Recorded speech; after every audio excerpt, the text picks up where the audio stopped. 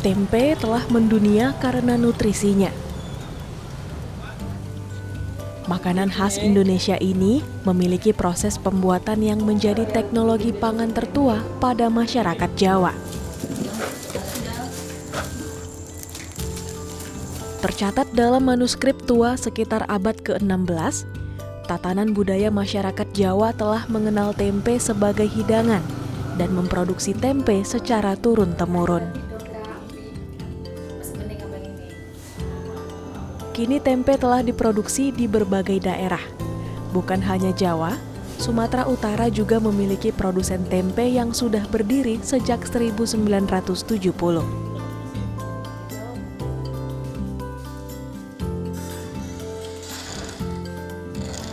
Saya Muhammad Hidayat, anak dari Bapak Nuryono, pemilik pabrik tempe Usaha Maju. Alamatnya di Jalan Keluarga, Lubuk Pakam, Kabupaten Deli Serdang, Kelurahan Palu Kemiri. Ya, awalnya dari 1970, dimulai dari nenek ya, nenek dari bapak. Awalnya nenek kerja kesana kemari juga, belum dapat yang cocok. Diarahkan terakhir diajarin oleh kakak nenek untuk buat tempe gitu. Nah, begitu dicoba, alhamdulillah cocok di situ. Awalnya buatnya dari 2 kilo. Dari 2 kilo, perlahan-perlahan mulai ada peningkatan hingga sekarang. Kalau untuk sementara ini baru dari turun ke generasi kedua ya, ke bapak. Saya anak, insya Allah ke saya. Ya awalnya emang niat bantu Kak gitu kan, supaya kerjaan orang tua nggak berat gitu. Pas udah turun ke sini, kok macam melihat peluang gitu. Ada peluang. Lagian pun support dari kakak, abang-abang juga nujunya ke saya gitu. Tempe produksi Usaha Maju menyuplai permintaan tempe untuk kota Lubuk Pakam hingga Medan. Usaha yang telah berdiri sejak 53 tahun lalu ini mampu bertahan di tengah ketidakpastian harga kedelai, bahkan pandemi. Usaha tempe ini mengandalkan produksi dari kedelai impor. Bukan hal baru bila Indonesia dikatakan masih belum bisa lepas dari impor kedelai. Ada banyak faktor yang mempengaruhi, namun salah satu pertimbangan pengusaha tempe enggan melirik kedelai lokal adalah kurangnya kualitas kedelai lokal dibandingkan kedelai impor.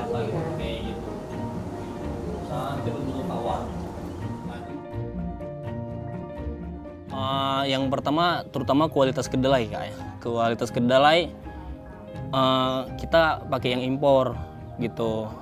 Yang pertama dia jauh lebih bersih, nggak begitu banyak sampah. Yang kedua, kacangnya ngembangnya lebih baik daripada kacang lokal. Perbandingannya gini, semisal nih kita dari tingkat kebersihan dulu. Itu kan per karung, satu karung kacang kedelai 50 kilo. Kalau kita pakai kacang impor, itu kemungkinan sampah paling nggak sampai 1 kilo, setengah kilo pun nggak sampai gitu kan. Kalau kacang impor, kacang lokal, itu mau nanti kita dari 50 kilo kacang, itu nanti sampah dan kotoran ya, misalnya kacang kedelai yang kurang bagusnya, itu bisa nanti kita 5 kilo. Jadi bisa dibilang dari 50 kilo yang terpakai cuma 45 kilo untuk kacang lokal gitu. Kalau kacang impor mungkin dari 50 kilo 49,5 terpakai gitu. Kalau dari kacamata saya ada Kak, cuman mungkin lebih diperhatikan lebih detail lagi gitu. Dari segi perawatannya, dari segi nanti waktu setelah panen dikirim penyortirannya gitu. Mungkin kalau emang dari segi penyortiran lebih ketat, nanti dari penanaman lebih dirawat, mungkin kami yang pengusaha ini lebih milih yang lokal gitu. Kami juga ambil impor bukan tanpa alasan Kak gitu. Kalau lokal lebih bagus kan lebih bagus lokal gitu ngambilnya. Kalau perkembangannya naik turun juga Kak gitu. Ini kemarin yang sempat kena pandemi itu yang terasa banget turunnya gitu kan. Setelah itu sampai ini kan ngurangi karyawan gitu yang kerja, sampai dikerjakan sendiri. Terakhir di situ juga harga kacang kan naik gitu, melonjak. Caranya itu ngurangi ongkos produksi kan dengan ngurangi anggota. Ya sekarang lah baru mulai pulih pelan-pelan gitu. Tuh, jadi paling kalau kacang lagi naik, timbangan dikurangi dikit gitu. Kalau kita naikkan harga nggak bisa, kurang gitu pasarnya. Emang udah segitu di pasaran karena kan udah pernah nyoba juga gitu.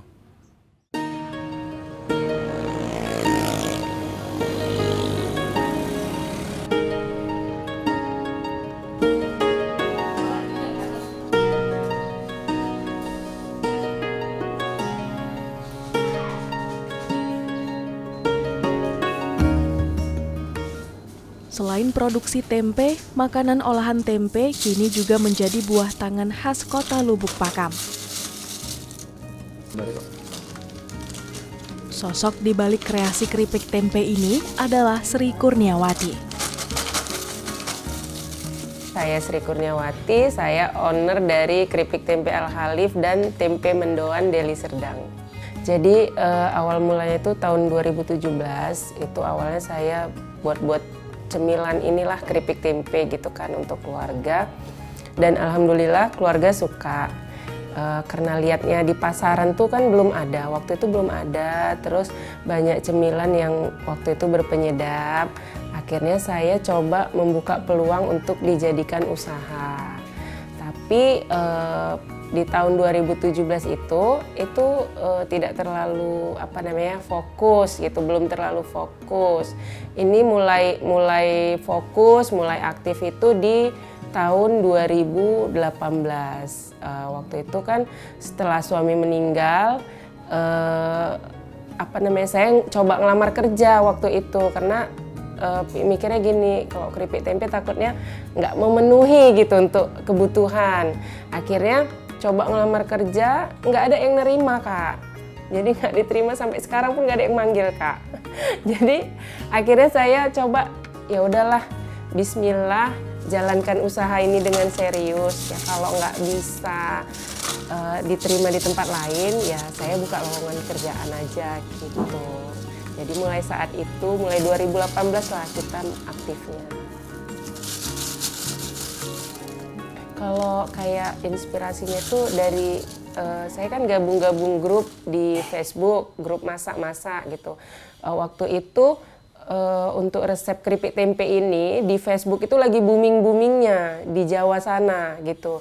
Jadi ini apa, kok agak unik gitu. Itulah dicoba-coba, ternyata bisa gitu kan, bisa buat. Akhirnya diterusin Kak. Kalau bahan baku kayak kedelai itu kita pesan dari pabrik tempe, kedelai yang sudah direbus.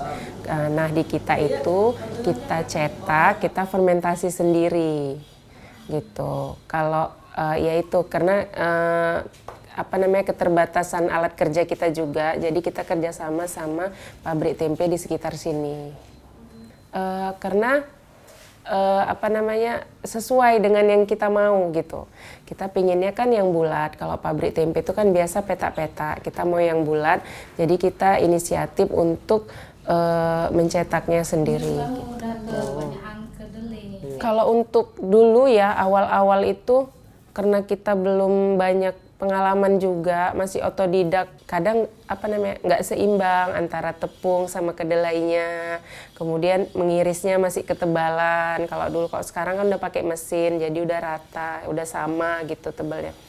Terus kondisi cuaca saya juga belum ngerti. Karena kan kalau dia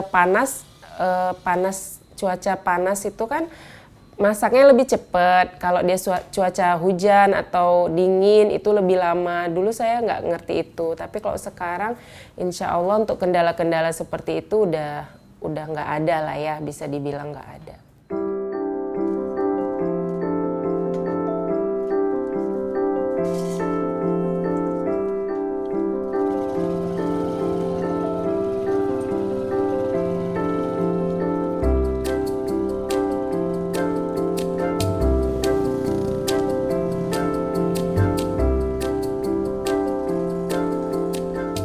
Selain keripik tempe, Sri juga membuat olahan tempe mendoan, makanan khas Jawa Tengah. Sri melihat peluang bisnis yang baik dari olahan tempe mendoan di kota asalnya ini. Iya, jadi kalau mendoan ini memang baru ya Kak, baru sebulanan. Itu awalnya dari ibu saya sebenarnya. Dia beliau nanya, di sini nggak ada ya yang jual mendoan gitu. Terus saya tanya, mendoan itu kayak mana Mak? Gitu ya kan. Bukannya mendoan itu biasa aja lah, tempe diiris-iris ya udah goreng setengah mateng gitu aja. Oh enggak, mendoan itu nggak kayak gitu. Kalau di Jawa, mendoan itu dicetak memang khusus mendoan. Dia satu helai, satu bungkus nanti isinya 2 katanya gitu. Kebetulan ibu kan dari Jawa Tengah. Jadi, kayaknya di sini nggak ada Mak, kita buat kayak gitu aja yuk. Ya udah dari situlah Kak awalnya, akhirnya kita coba buat mendoan. Awalnya online, kita jual yang mentahnya, kita juga jual tepungnya, jual yang masaknya juga online. Tapi udah 2 minggu kita coba, kayaknya nggak bisa lewat online aja nih, kita harus buka lapak. Alhamdulillah peminatnya banyak Kak, diterima gitu di pasaran. Karena kan banyak juga orang sini yang mungkin dulu kuliah di Jawa, mereka sering makan mendoan, di sini nggak ada. Nah, banyak yang seperti itu, istilahnya kita mengobati kerinduan mereka gitu tentang mendoan di Jawa.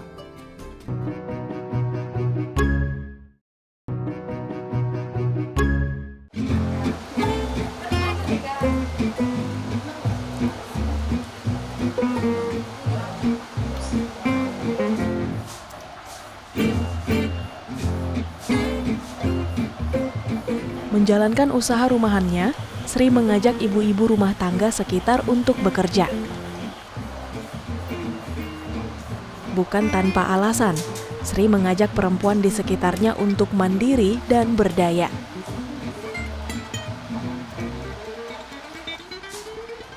Yang saya rekrut itu biasanya emak-emak Kak. Jadi emak-emak ini kadang kan kalau ke pabrik-pabrik itu udah nggak diterima gitu kan. Ada yang diterima tapi kan males yang shift-shiftan. Kalau pabrik besar tuh kan ada shift-shiftan. Jadi emak-emak yang pingin menambah penghasilan gitu. Tapi yang ligat juga sih Kak. Sekitaran sini lah Kak. Yang sekitaran sini yang memang benar-benar membutuhkan pekerjaan untuk membantu perekonomian keluarganya.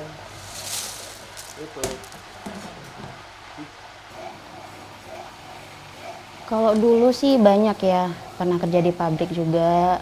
Terus terakhir waktu setelah punya anak itu pernah kerja di kafe. Ya kalau di kafe itu kan kerjanya memang kadang dari pagi sampai malam. Dan ya masalahnya juga anak ya, karena sampai malam anak kadang rewel juga. Terus untuk jemput juga nggak ada, jadi berhenti di tahun 2017. Kemudian di tahun 2017 ya di rumah aja nggak ada kegiatan. Kemudian setelah pandemi itu suami ya kena PHK. Kemudian saya dengar di sini ada kerjaan gitu kan. Memang udah lama sih, dari PHK itu belum tahu di sini kalau ada butuh pun memang lagi nggak ada kemarin kan, masih ada karyawan lama gitu kan. Tapi setelah saya dengar di sini ada lowongan, langsung saya ini bergabung di sini, terus diterima gitu. Ya, untuk membantu perekonomian karena pendapatan suami udah nggak kayak dulu lagi semenjak pandemi ya. Terasa sih berkurangnya kan, apalagi kebutuhan anak itu kayak untuk sekolahnya, uang bukunya, terus semakin bertambah, semakin besar anak juga kebutuhannya semakin bertambah. Jadi ya itu, karena itu saya memutuskan untuk bekerja lagi. Yang pastinya manfaatnya dari perekonomian keluarga ya lebih terasa, ya agak lega lah dadanya, lebih udah bisa bernapas nih, nggak kayak kemarin-kemarin harus bayar ini, harus mikir aduh dari mana nih gitu kan. Kalau sekarang lebih lega aja gitu. Perasaannya alhamdulillah senang ya Kak pastinya, apalagi usaha ini juga bisa banyak membantu banyak orang, bermanfaat. Perasaannya itu senang, lebih senang lagi kalau lebih berkembang lagi, lebih banyak lagi karyawan yang bisa direkrut, itu pasti lebih senang lagi Kak. Yang paling utama itu yang saya tanamkan, anggap usaha ini milik mereka juga. Jadi di situ akan muncul rasa tanggung jawab mereka yang besar. Jadi walaupun saya nggak mendampingi, mereka tetap bisa bekerja dengan bagus, dengan baik gitu kan. Yang kedua itu selalu mengingat Sang Pencipta gitu. Apapun yang kita kerjakan awalnya ya berdoa dulu. Ya yang seperti itu. Kalau bisa pekerjaan ini makin mendekatkan kita sama Sang Pencipta.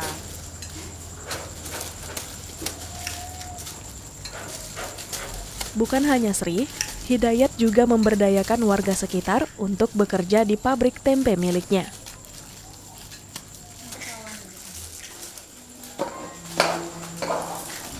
Ya, ibu-ibu rumah tangga juga sekitaran sini juga. Ya mungkin gini kakak, dibilang ya mereka yang membutuhkan pekerjaan itu gitu. Daripada untuk apa kita keluar sementara di sini juga banyak yang membutuhkan pekerjaan gitu kan. Ya bagus yang rekrut yang orang-orang sini yang ibu-ibu gitu kan. Siap mereka kerjaan rumah kan bisa kerja di sini kan bentar dari cuma dari 3:30 sampai 4:30 gitu. Jadi lebih milih warga lokal.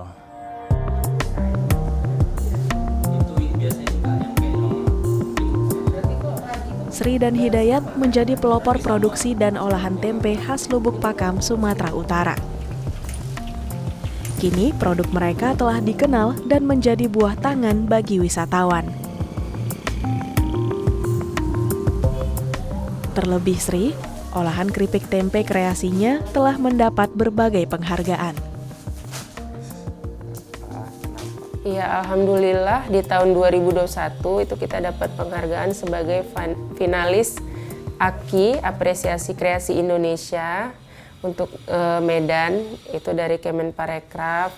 Kemudian kita juga anggota dari IKRA, itu dari Bank Indonesia. Terus kita juga pernah dapat penghargaan dari Pemkab Deli Serdang sebagai konten terbaik. Iya, saya yang menyematkan, memang kan ini Deli Serdang gitu kan.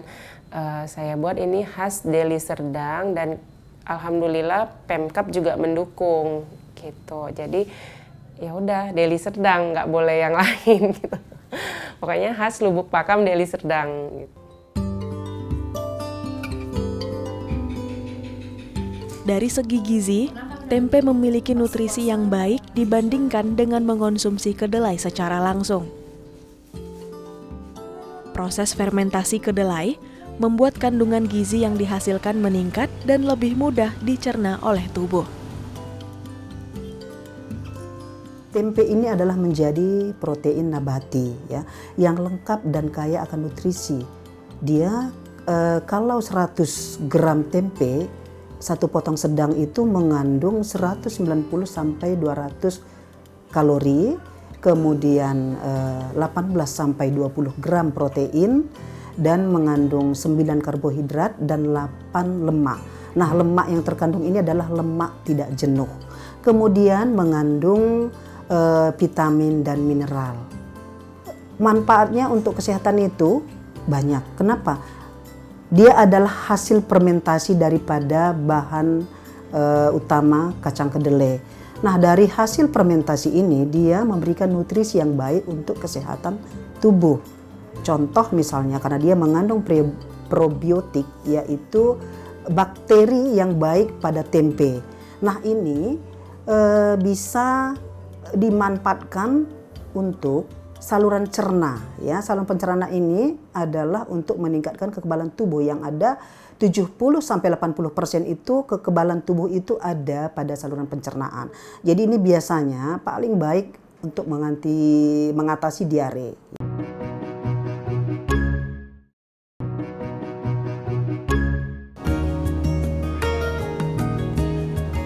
Tempe, pangan lokal khas Indonesia, tidak kalah bergizi dengan makanan lain yang memiliki label terkenal.